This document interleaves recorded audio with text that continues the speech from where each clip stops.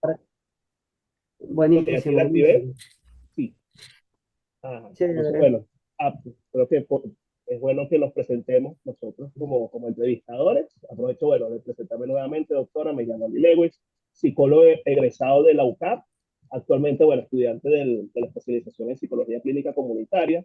Ahorita trabajo como parte de la unidad de atención psicológica de PLAFAM, Asociación Civil de Planificación Familiar, en la línea de atención psicológica gratuita que nosotros tenemos ahí. Y de hecho, como paréntesis, aprovecho de comentarle que su tema me resulta de particular interés porque el grueso de los pacientes que atiendo son mujeres sobrevivientes de violencia basada en género.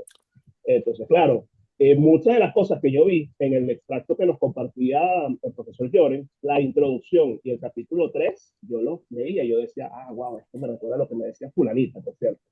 Por ejemplo, esto me recuerda a tal caso, ¿no? Entonces, claro, muy relevante todo esto que usted Qué nos bueno. comparte. Pero bueno, le cedo ahorita la palabra a mi compañero Enrique para que también se presente. Bueno, profe, doctora, encantadísimo de conocerlo. Bueno, mi nombre es Enrique Herrera, yo también soy egresado de la Católica. De hecho, bueno, me gradué con Andy. Nosotros nos graduamos en 2018, 2019 aproximadamente. Y bueno, unos años después que iniciamos nuestro posgrado en clínica comunitaria, ¿no? Yo por mi parte estoy más bien en el área organizacional, yo estoy haciendo la parte de desarrollo, selección de personal, pero digamos que bueno, parte de mi proyecto de vida que tomé es que bueno, es migrar al área que yo siempre he amado, el área que siempre me ha apasionado, que es la clínica, la parte psicoterapeuta, y bueno, digamos que tomé esa decisión de bueno, de hacer ese cambio, ¿no? Este año fue que más bien empecé mi práctica privada y bueno, quise empezarla cuando ya tuviera por lo menos avanzado en el posgrado, ¿no? Tuve la oportunidad también de compartir con Andy un poco sobre el trabajo y la verdad que nos parece súper increíble, la verdad que alguien que es egresada de la Católica, además, digamos que esté haciendo esto en el mundo, que tenga una experiencia tan sólida en el trauma y desde una perspectiva diferente, ¿no? Eso nos parece súper increíble. Yo particularmente, y bueno, yo estaba conversando con Andy un poco sobre dónde, si uno quiere leer el libro, o sea, dónde lo ubica, pues porque yo estoy como buscando en las librerías aquí y hasta ahora no ha llegado, por lo menos, el de la carátula moradita. No había llegado, preguntamos como en cinco y bueno, pero como que no, pues. Claro, lo vimos que si en Amazon o en eBay, ahí sí como que uno, bueno, como que lo puede, es como más fácil acceso. Pero bueno, digamos que ahí vamos, ¿no? Ya que para nosotros es un honor, un honor, un honor. Agradecidísimos también con usted por su tiempo, con el profesor Joris y Maribel por permitirnos hacer este enlace, este Eh, puente eh, para estos intercambios profesionales. Súper, Lo súper. máximo.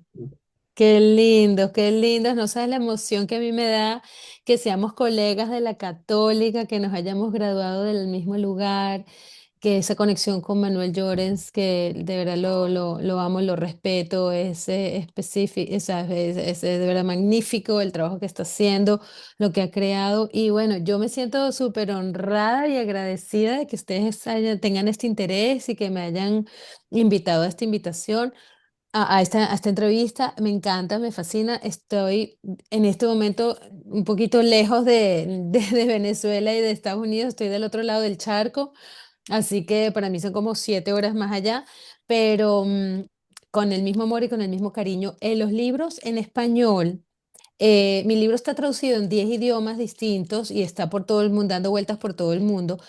Siempre se consigue por Amazon y por diferentes librerías, pero el de español, en Venezuela específicamente, acabo de mandar una caja como de 50 libros. Y si quiere, cuando terminemos la entrevista, les voy a dar el contacto de la persona que los tiene Ok. para que por lo menos les pueda dar una o dos copias o las copias que ustedes necesiten, ojalá que les pueda llegar en las manos y que puedan leerlo, disfrutarlo y bueno, compartirlo, porque la idea del libro justamente es que sea una herramienta de estudio, una herramienta de trabajo, que sea una herramienta de orientación y sobre todo que dé lenguaje a todo este proceso de trauma y de sanación que nos hace tanta falta. Porque por ahí hay mucha información sobre trauma, gracias a Dios. O sea, me alegro mucho que haya información sobre trauma ya en los últimos años. Yo llevo 30 años trabajando con trauma y es ahora que la gente realmente está empezando a agarrar este tema bien, pero lo que no hay es la información de lo que pasa después del trauma. y el trauma desde el punto de vista colectivo y sistémico, porque mucho se habla desde la línea como muy vertical, muy individual, muy psicodinámica, que está muy bien, pero hace falta toda otra parte que es la parte sistémica, la parte colectiva, la parte comunitaria, la parte familiar, la parte cultural, la parte social, que para mí es igualmente importante y que muchas veces se obvia en el tratamiento, en la terapia, en la intervención a nivel individual, social, familiar y comunitaria. Entonces, por eso que me parece que puede ser una buena contribución. No, profe, encantadísimo, ¿verdad? Muchísimas gracias. Sí. Bueno, entonces procedo con lo que sería la primera pregunta formal de esta entrevista, ¿sí? Eh, Doctora, nosotros pudimos ver en la introducción de su libro un poco sobre su historia familiar, ¿no? Y esta parte de la motivación personal para abordar el trauma como tema de investigación. Eso usted lo desarrolla un poco en la introducción de su libro. ¿Pudiera contarnos un poco más sobre esto? Claro que sí, fíjate, yo vengo de como una historia ancestral de mucho, vamos a decir, trauma intergeneracional, de un trauma colectivo, de trauma histórico, porque tengo padres y abuelos sobrevivientes de la guerra, refugiados de guerra, que han escapado regímenes dictatoriales difíciles, han estado en campos de concentración. Entonces, como que crecí mucho con esa información en el cuerpo, no solamente en la mente, sino en el cuerpo también. Y crecí también en una comunidad en Venezuela, una combinación de refugiados y de gente que estaba tratando de salir adelante después de haber vivido traumas difíciles en su vida y la de su familia. Muchos que les ha matado la familia entera y llegaron solos a Venezuela. Entonces, desde chiquita, como yo soy muy curiosa, siempre andaba preguntando, bueno, ¿cómo puede ser que las personas que vivan esta situación de guerra, de trauma, de refugiados, de todo eso, unos les vaya tan bien y salgan adelante y son líderes comunitarios y otros les va tan mal y andan deprimidos con estrés postraumático, que no salen adelante y están estancados? Y esa pregunta fue la que realmente me guió un poco en mi vida como psicóloga y mi parte de investigación, de qué es lo que realmente hace la diferencia, cuáles son esas variables, esos efectos, esas circunstancias, esas intervenciones psicológicas que realmente hacen la diferencia en estos grupos, ¿no? Y eso me toca muy de en persona. Yo también he vivido como inmigrante en Estados Unidos, también experiencias como que de microagresiones, discriminaciones, aislamiento, dificultad para, tú sabes, para aculturarme a otros espacios. O sea, hay toda una combinación de, sabes, de mi vida personal, mi vida profesional y también mi vida ancestral, porque creo que sí es importante darnos cuenta que una de las cosas del trauma que hablo es que pasa de generación en generación, ya sea guerras, ya sea abuso sexual, ya sea alcoholismo, ya sea pobreza, ya sea discriminación racial, o sea, eso va pasando de generación en generación. Entonces es muy importante tomarlo en cuenta. Muchas gracias por su respuesta, doctora. Importante esto, ¿no? Claro, usted vio todo este acumulado de historia y lo tomó como inspiración para hacer algo al respecto, es decir, crear algo y dejarlo al mundo incluso. Uy, de verdad que He tenido buenos maestros, he tenido buenos mentores, buenos maestros, he sido como muy privilegiada en ese sentido de que me tocó vivir en Nueva York en la época cuando los que estaban escribiendo los libros del trauma estaban viviéndolos y estaba trabajando con ellos justamente en eso. Una de las cosas que viví fue el 11 de septiembre en la ciudad de Nueva York, donde me tocó eso fue en el 2001, donde me tocó salir corriendo también ahí después de que se cayeron las Torres Gemelas y mm, donde realmente en la comunidad de Nueva York se empezó como que a abrir estos espacios de aprender más sobre trauma para nosotros los psicólogos. Lo que pasa es que ya yo venía ya con 20 años de haber estudiado trauma, entonces yo venía ya con una ventaja. Entonces me tocó más bien a mí ser la que entrenara a otros terapeutas en el tema de trauma, pero la gente como que se empezó a interesar más Y los que estábamos trabajando ya en el tema de trauma, empezamos a poder tener como una plataforma de poder hablar más sobre esto o poder aprender más sobre esto. O sea, fue fascinante. O sea, todo eso, lo que se aprendió también de estos eventos y estas situaciones de trauma colectivo. Mm, ciertamente, ciertamente. Muchas gracias por compartir esta experiencia con nosotros, doctora. Bueno, por mi parte, Eh, lista esta primera pregunta. Podemos continuar con la próxima.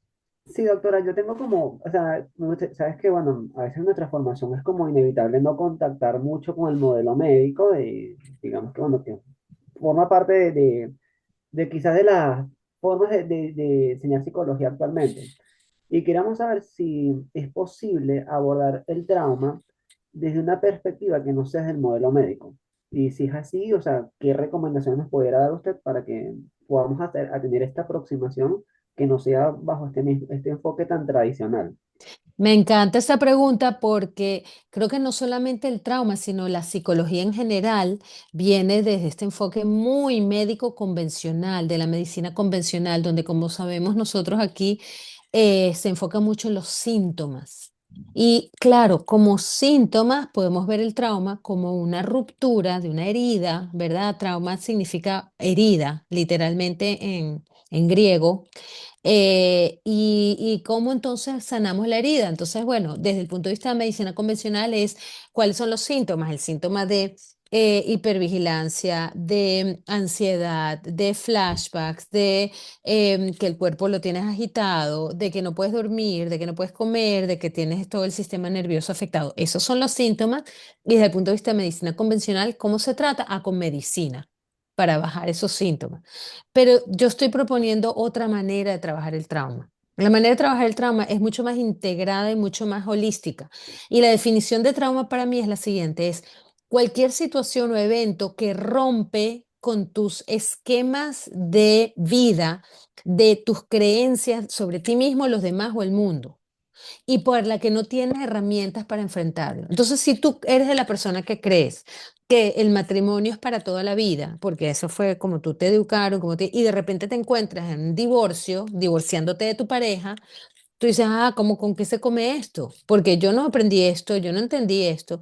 O si tú creciste toda la vida con una creencia de que a las mujeres hay que respetarlas o los hombres hay que respetar y de repente entras en una relación de pareja de abuso de violencia doméstica o de abuso sexual, dices, ajá, pero ¿cómo pasa esto si estas no son mis creencias y no tengo cómo manejarlo? O si tú eres de las que crees que cuando vives en un país el gobierno te protege y la policía es parte de las personas que puedes confiar y o sea, el comportamiento civilizado es lo que es esperado y de repente te das cuenta que no puedes confiar al gobierno, no puedes confiar a la policía, que hay revueltas civiles, dices, bueno, ajá, pero ¿qué realidad estoy viviendo si no es mi realidad? O la pandemia, ¿verdad? Con mucha gente paralizada en la pandemia, encerrada en la pandemia, dice, pero ya va, ¿cómo es eso que no, que la vacuna, que si hay un virus, que como eso no puede ser que exista? Entonces, te rompe cosas que tú crees de ti misma y te paraliza o te descuadra y no tienes esas herramientas en principio para poderlas superar y ahí es donde sucede el trauma. Y es una experiencia invisible, porque no es una herida que va sangrando, que la puedes ver y la puedes tapar. Es generalmente invisible. Es cuando la relación con tu mamá, con tu papá en la infancia no funcionó, fue más bien de abandono, de rechazo. Es cuando vives experiencias de discriminación todos los días y no te das cuenta. Es cuando vives el bullying en las escuelas. Cuando eres un niño que eres rechazado, eres maltratado, tus amiguitos no te quieren, se burlan de ti y tú dices, ah, ¿con qué se come esto? O sea, y todas estas cosas son muy, a veces difíciles de medir porque son muy abstractas. Y la manera como defino trauma es más relacional y más sistémico. Es qué es lo que le está pasando a la persona que afecta en las relaciones con los demás. Entonces, bueno, por ahí va la definición no convencional de la medicina, de una como apertura mucho más de lo que de la medicina convencional, es decir, ok, esto es más grande que eso, o sea, es más sistémico, es más orgánico, es más holístico, es más integrativo. Interesante su visión, profe. Bueno, tenía una pregunta preparada que más adelante se la voy a hacer, pero digamos que nos da una muy buena aproximación sobre la importancia del entorno, y sobre todo de la conexión, ¿no? Eso es como muy importante. Entonces, Extremadamente, extremadamente. O sea, yo hablo muchísimo sobre eso, porque digo, el trauma rompe las relaciones y la sanación del trauma viene a través de la conexión y la relación.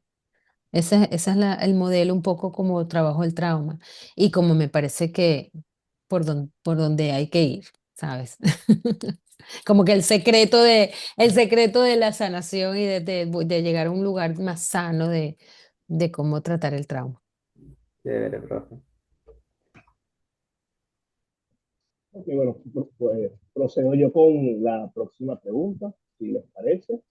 Ah, bueno, doctora, según su experiencia trabajando con distintos tipos de trauma y pensando en la situación venezolana de persecución política, quisiéramos saber cómo se aplicarían estos conocimientos en este contexto, ¿no? Por ejemplo, cuáles serían algunas herramientas que pudiéramos utilizar para ayudar a estas personas, ¿no? A estos venezolanos y a sus familiares también. Claro, claro.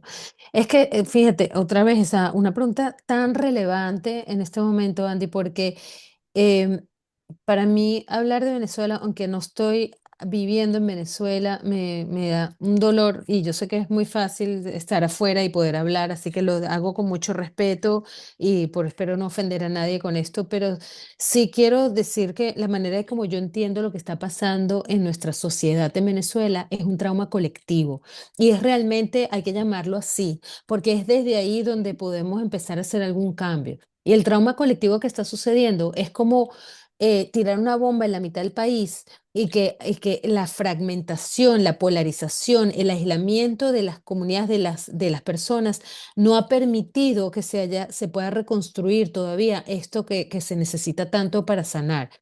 Y también hasta casi que lo veo como si fuera una mujer que ha sido violada, que ha sido abusada sexualmente, que no se ha podido recuperar ese impacto tan fuerte, es que se ha roto la fábrica, como la fábrica, no, lo estoy traduciendo del inglés, que se ha roto el tejido, el fabric, el tejido de la comunidad, el tejido de la cultura, de la sociedad. Y cuando no hay eso, esa falta de conexión, hace que las personas tengan que lidiar con su propio trauma de manera aislada. Y es muy difícil recuperarse de trauma cuando uno está aislado. Esa es la gran cosa, eso es lo que causa más trauma todavía. Que no solamente el evento traumático de lo que se está viviendo a nivel sociopolítico en Venezuela, sino el aislamiento de las personas, de las relaciones, de la comunidad, de no poder confiar en el otro, de no poder confiar en las instituciones, en las organizaciones, de no saber con quién te conectas, de no tener como comunidades que funcionen a largo plazo, y claro, estoy obviamente hablando de lo que no funciona, ¿no? Obviamente hay muchísimas cosas que sí funcionan y qué bueno, porque asimismo Venezuela es una cultura y un país extremadamente resiliente, que ya vamos a hablar de eso.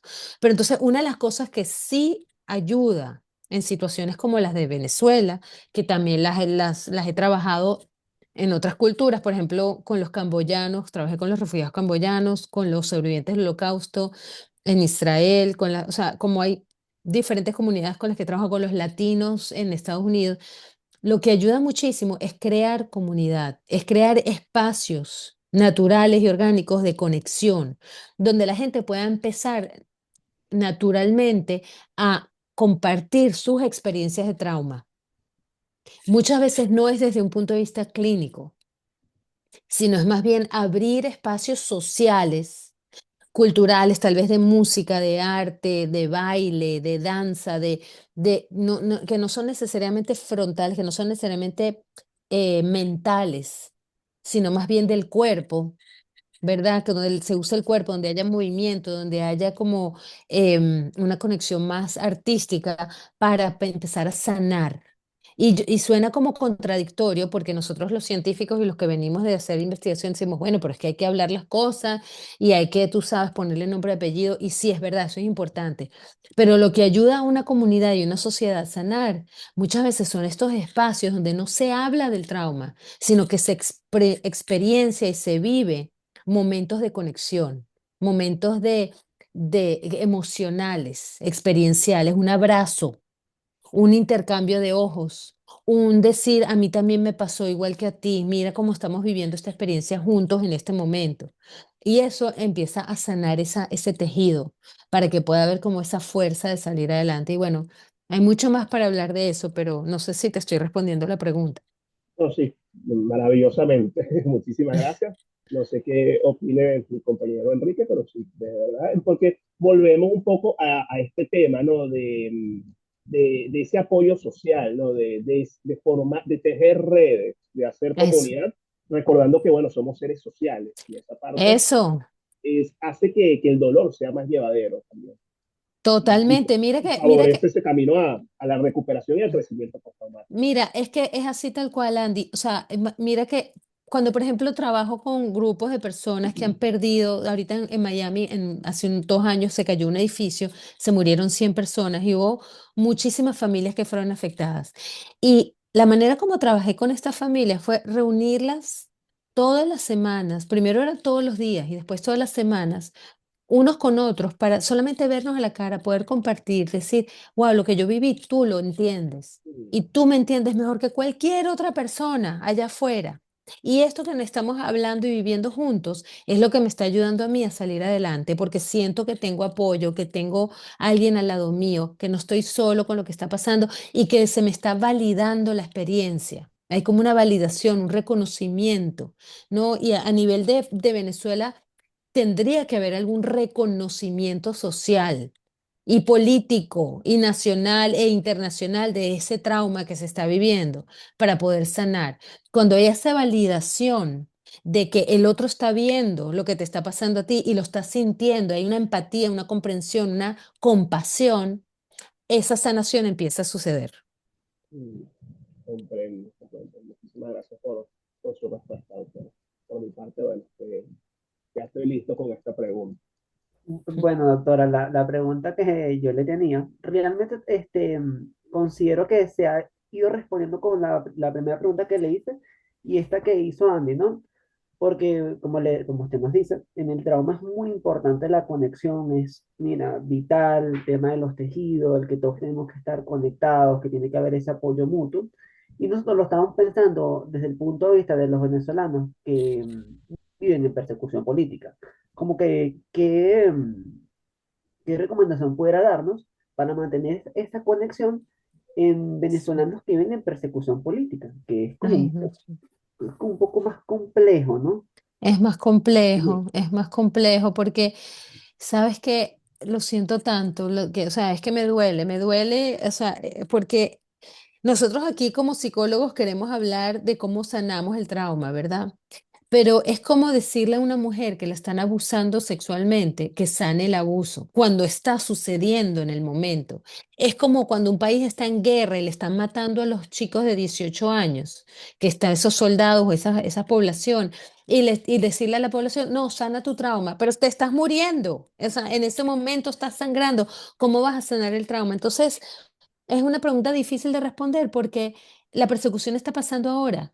Que yo te diga, no, confía en el otro. ¿Cómo vas a confiar en otra persona cuando cualquier persona te puede traicionar y te puede ser la persona que te esté persiguiendo o la que te haga daño que tienes al lado? Entonces, es muy difícil sanar eso. Yo creo que en este momento lo que podemos hacer es primero reconocer que eso está pasando, ponerle nombre a eso, normalizar la reacción de la persona que está sufriendo esto. Es decir, te entiendo por qué estás tan paranoico, te entiendo por qué no puedes dormir en la noche, te entiendo por qué vivir en este nivel de estrés es insufrible, insoportable y es tan difícil y te causa tanta ansiedad o tanta depresión, porque es lo natural y lo normal que tengas estas reacciones viviendo esta persecución. Entonces, ese reconocimiento, esa aceptación, esa validación, creo que es fundamental en el trabajo con estas poblaciones o con estas personas que viven eso. Y la segunda parte de eso es, una vez que le das la validación, el reconocimiento, es ayudarlos a que puedan conectarse con su propio cuerpo y saber bajar la intensidad del estrés. Es decir, ok, aunque soy perseguido, aunque sé que el mundo es peligroso alrededor mío, déjame poder conectarme o ayudarme a vivir esto de mi cuerpo donde se pueda relajar lo más posible, donde se pueda respirar, recordar respirarse, respirar, tomar respiración, que el cuerpo pueda, así mismo como tiene que estar en alerta, también pueda estar en calma y pueda estar en descanso. Porque estar constantemente en altísimos niveles de estrés, la persona no deja de funcionar. Entonces ahí es donde te desconectas, te disocias, empiezas a desarrollar enfermedades crónicas, no puedes tomar buenas decisiones, te paralizas. Entonces es muy importante poder hacer este reconocimiento y esta sugerencia de ayudar a calmar el sistema nervioso. No, increíble, doctora, porque es así tal cual lo que usted dice, ¿no? O sea, la importancia de la conexión, de mantenerse informado, de estar entre ellas y sobre todo el reconocimiento mismo de lo que esté sucediendo, ¿no? Que es un contexto sumamente complejo, pero que bueno, que son realidades Esa es la bueno, realidad. empezar a reconocer que eso está pasando y trabajarlo. Así es, así es. No, son heroicos los esfuerzos que ustedes hacen ahí, en verdad. Heroicos. Andy, te doy la palabra. Bueno, muchas gracias, doctora, y bueno, muchas gracias, Enrique. Hablando ahora en términos un poco más generales, ¿no? Eh, Ciertamente el título, ¿no? El regalo inesperado del trauma es algo que a nosotros, como, claro, como psicólogos, nos hace sentido, uno lee un poquito y claro, todo calza perfectamente, pero ahí hay personas, hay gente, digamos, por ahí a la que el concepto de obtener un regalo de un evento tan doloroso pueda sonar como incluso contraintuitivo, ¿no? Una cosa como antinatura incluso. Entonces, claro, la duda que nosotros tenemos es ¿cómo podemos ayudar a que las personas logren realmente transformar estas situaciones tan traumáticas en algo como un regalo inesperado, ¿no? Tal como usted lo escribe en su obra. Sí, sí, sí, sí. Gracias por la pregunta, Andy. Sí me dicen, Edith, pero ¿tú cómo pones en un título de un libro la palabra trauma y la palabra regalo en la misma oración? Y yo les digo, precisamente es eso, precisamente es poder entender el trauma, la adversidad, los retos en la vida, el dolor, el sufrimiento como una oportunidad, que no solamente es ese momento de dolor, sino que también es una puerta, un trampolín a crecer de alguna manera, a cambiar la situación, a ver, tener una perspectiva distinta de lo que se está viviendo. Em, Eso sí, no creo que sea apropiado una persona que le acaba de pasar un trauma decirle, no te preocupes, que eso es un regalo, tranquilo, no vas a estar bien, eso es un regalo. No, hay que saber cuándo introducir este tema y hay que saber cómo navegar este proceso porque toma tiempo, esto no pasa del día a la noche. Pero si una persona está en ese momento de trauma, en la mitad de una guerra, en la mitad de un abuso, en la mitad de una persecución, en la mitad sabes, que le está cayendo una bomba encima, no le vas a decir, no, esto es un regalo, obviamente.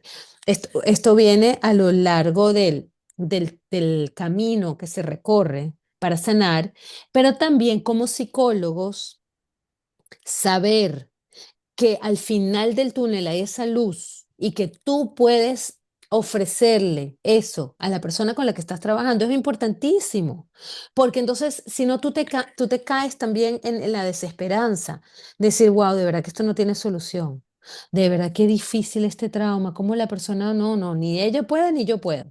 Ahí como que y quedamos todos ahí hundidos en el hueco. Entonces, saber como psicólogos y saber como terapeutas y como trabajadores de comunidades de que todo lo que estamos pasando y las cosas difíciles que pasamos tienen un propósito y tienen un para qué y tienen una manera de ser transformadas y que nos pueden llevar a otros niveles de crecimiento, ayuda muchísimo, ayuda muchísimo. Entonces, yo propongo una especie de mapa de 5 pasos, ¿no? Donde puedes transitarlo para llegar a ese lugar de crecimiento. Sí, ya bueno, tenemos una preguntita con respecto a ese modelo de 5 pasos que usted propone, pero sí, esa era un poco la duda. Ciertamente, un concepto no solamente interesante, sino bueno, sumamente pertinente, porque la idea no es solamente sobrevivir al evento traumático, sino Eso. continuar ese proceso de crecimiento, ese proceso de desarrollo. Eso. Nuevamente, muchas gracias por su respuesta. Puedes, puedes proceder, Enrique, con la próxima preguntita. Sí, profe, doctora, yo también le tengo una preguntita por aquí, porque entendemos que en el libro se hace una distinción entre lo que es resiliencia y crecimiento postraumático. Entonces queremos como entender como cuál es la diferencia entre estos dos términos. Mira, la palabra resiliencia creo que en Venezuela también como que está muy de moda hace unos años, ¿verdad? Y es muy linda y me encanta que podamos tener ese concepto de resiliencia que significa, en inglés se dice bouncing back, que quiere decir como volver a tu estado original, ¿no? No sé cómo lo ¿Sí? describen, no se dice en español, pero es como que si te empujan para atrás y tú vuelves otra vez y caes y vuelves a subir y vuelves a tu estado original. Y muchas veces las personas necesitamos esas cualidades de resiliencia para superar situaciones difíciles. Por ejemplo, cuando Venezuela está pasando por lo que está pasando a nivel sociopolítico y viene la pandemia, en realidad, si te pones a ver, la pandemia no le afectó tanto a Venezuela, porque Venezuela ya viene desarrollando unas herramientas resilientes que son fantásticas y poderosísimas. Entonces, al venezolano la pandemia, ok, fue fastidio, pero no la destruyó. Cuando hay otros países, otras sociedades, otras culturas que sí, la afectó muchísimo. Entonces, podemos decir que Venezuela es muy resiliente en muchos aspectos, ¿verdad?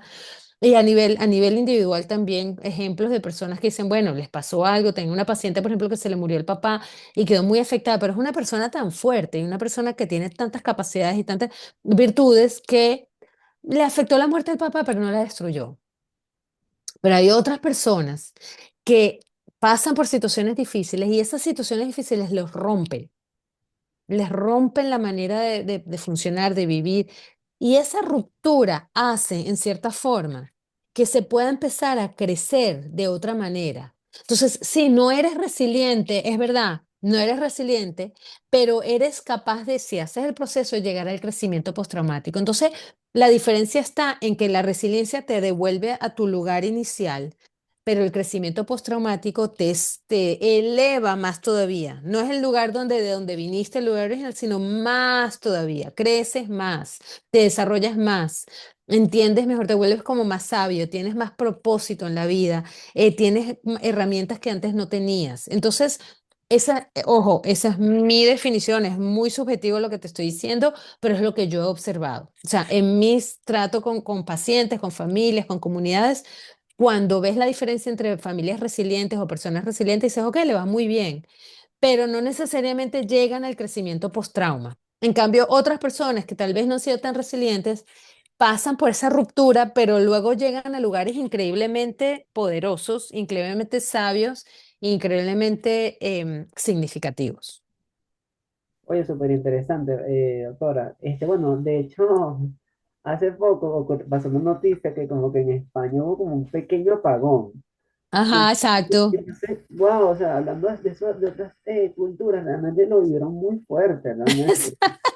Exacto, Y uno aquí como exacto. que, pero si esto aquí pasa casi que a diario. Entonces, bueno, Exacto, tremendo ejemplo que uno se ríe. Dice, en España casi que se tiran por el balcón de lo traumático que fue, casi que no lo pudieron vivir, estaban desesperados. En Venezuela, por favor, el nivel de capacidad, de resiliencia y de manera de enfrentar esto es de todos los días, no te destruye. es así, doctora. Sí, sí, uno se ríe, pero es bueno, es así. Que por cierto, aquí Zoom me está diciendo que quedan como Ujú. 3 minutos.